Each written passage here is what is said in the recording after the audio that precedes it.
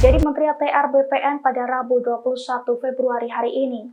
Putra sulung Presiden ke-6 Republik Indonesia Susilo Bambang Yudhoyono tersebut menggantikan Hadi Cahyanto, yang mana Hadi Cahyanto sendiri juga dilantik sebagai Menko Polhukam menggantikan Mahfud MD.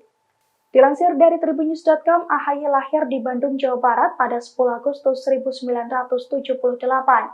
Putra sulung SBY dengan Kristiani Herawati ini merupakan lulusan SMA Taruna Nusantara Magelang.